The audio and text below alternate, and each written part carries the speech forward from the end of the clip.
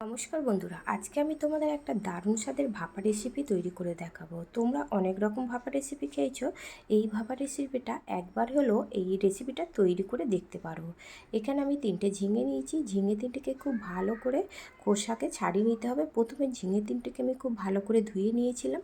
এবারে ছাড়িয়ে নেওয়ার পরে ঝিঙেটাকে গোল গোল করে আমি কেটে নিয়েছি। তোমরা চাইলে এটা চৌকো করেও কাটতে পারো, আর কাটার সময় একটু মোটা মোটা রাখবে, যেহেতু এটা নরম সবজি, এটাকে মোটা রাখতে হবে। তারপর এখানে 1 চা চামচ কালো সর্ষে, তোমরা চাইলে সাদা সর্ষে দিতে পারো, 4 চা চামচ পোস্ত, একটা কাঁচা লঙ্কা, ঝালটা তোমরা বেশি চাইলেও দিতে পারো। এটাকে আমি পেস্ট করে নেব।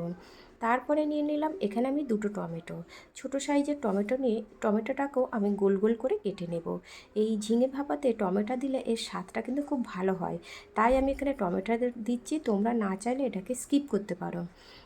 তেলটাকে গরম করে খুব ভালো করে গরম করে নেওয়ার পরে আমি ঝিঙে আর টমেটোগুলোকে দিয়ে এটাকে ভেজে নেব। হাই ফ্লেমে দিয়ে এটাকে ভেজে নেবে। হাই ফ্লেমে দিয়ে না ভেজে তোমরা কিন্তু এখানে লো ফ্লেম বা মিডিয়াম ফ্লেমে ভাজবে না, তাহলে কিন্তু ঝিঙেটা নরম হয়ে যাবে। যেহেতু এটা একটা নরম সবজি, তাই অবশ্যই হাই ফ্লেমে দিয়ে এপার ওপার দুদিকে কিন্তু খুব ভালো করে ভেজে নিতে হবে। এইভাবে আমি দুদিকে ভেজে নিয়ে এবার ঝিঙেগুলোকে তুলে নিচ্ছি। দেখো, ঝিঙেগুলো কিন্তু একটুকু গলে যায় না, গোটা গোটাই রয়েছে। এবারে এখানে একটা টিফিন বক্স নিয়েছি, যে সর্ষে আর পোস্তটা পেস্ট করেছিলাম সেটা আমি এর মধ্যে দিয়ে দিলাম। স্বাদ মতন লবণ দিলাম, সামান্য পরিমাণে হলুদ, আর দিচ্ছি এখানে লাল লঙ্কার গুঁড়ো। এটা ঝাল হবে না, এটা কালারের জন্য। আর দিয়ে দিলাম 1 চা চামচ কাঁচা সর্ষে। কাঁচা সর্ষেটা মাস্ট, এটা কিন্তু দিতে হবে। খুব ভালো করে এগুলোকে নাড়াচাড়া করে নেব। নাড়াচাড়া করে নেওয়ার পরে এবারে যে সবজিটা আমি ভেজে নিয়েছিলাম তেল শুদ্ধ, এটা আমি এই এর মধ্যে দিয়ে দিলাম। দিয়ে খুব ভালো করে এটাকে মেখে নিতে হবে।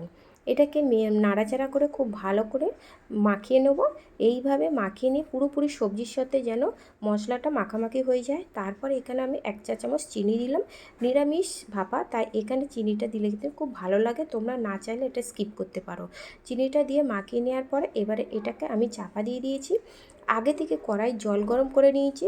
জলটা গরম হলে তবে কিন্তু এই টিফিন বক্সটা বসিয়ে চাপা দিয়ে আমি 10 মিনিট এটাকে ভাপিয়ে নেব। 10 মিনিট পর তোমাদের খুলে দেখাচ্ছি। দেখো কত সুন্দরভাবে এটা ভাপানো হয়ে গেছে। একটু নেড়ে দেখাচ্ছি। দেখো, এটা গরম গরম ভাতের সাথে জাস্ট অসাধারণ লাগে। বন্ধুরা, একবার হলো এই রেসিপিটা তৈরি করে দেখো। আমার চ্যানেলে যদি নতুন বন্ধু হয়ে থাকো, অবশ্যই চ্যানেলটিকে সাবস্ক্রাইব করবেন, লাইক করবেন আর কমেন্ট করতে ভুলবেন না।